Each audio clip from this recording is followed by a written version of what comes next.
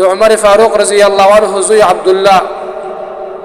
دا یو ورځ د حضرت ابو هريره رضی الله عنه خواته راغی نو حضرت ابو هريره رضی الله عنه ته د حضور صلی الله علیه وسلم دا حدیث واورولو چې کوم مسلمان بنده هغه د بل مسلمان ورور په جنازه کې شریک شي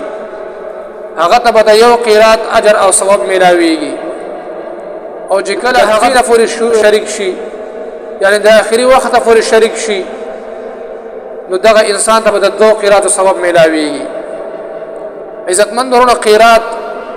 دا په هغه زمانہ کې د سرو زر یو مخصوص وزن وو او پیغمبر علیه الصلاۃ والسلام فرمایي چې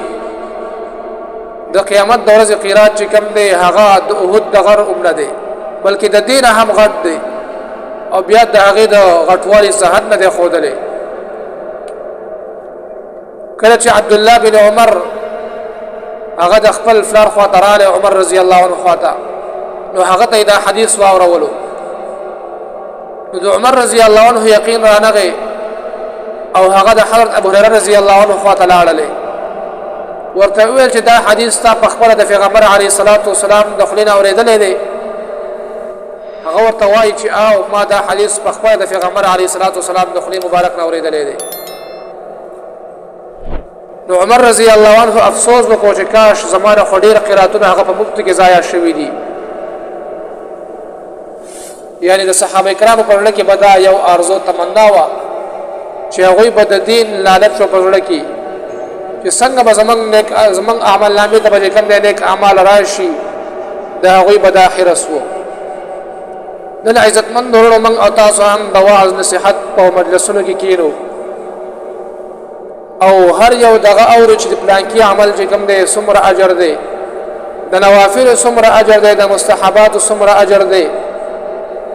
اگر چې د فرض درجه ورته نه ده حاصله لیکن بیا هم د دې ډیر زیات اجر او فضیلت راغلی دی موږ دا هر څه دې لپاره اورو چې موږ او تاسو کې د نیکو اعمالو جذبه پیدا شي حرص پیدا شي ځکه عزتمند ورونو کله چې په ورځ د قیامت زمنګ او تاسو فرایضو کې څه کمې کوتاهي راشي نو هغه کمې کوتاهي به الله جل شانه په دې نوافلو په دې صدقات او خیرات سره پورا کوي نو عزتمند ورونو دا خبره هسې ګپ نه دي ګڼل پکار بلکې موږ او تاسو له فکار دي چې په ذات کې د نیکو اعمالو حرص پیدا کو د نیکو اعمالو جذبه پیدا کو د آخرت د لپاره نیک اعمال جمع کو عزتمند ورونو تاسو که چېرته د بزرګانو د اولیاء واقعات واورئ د انسان ذهن حیران شي چې هغوی د پیغمبر علیه الصلاۃ والسلام په هر سنت باندې څومره عمل کړی دی د هر سنت سره څومره مینه او محبت کو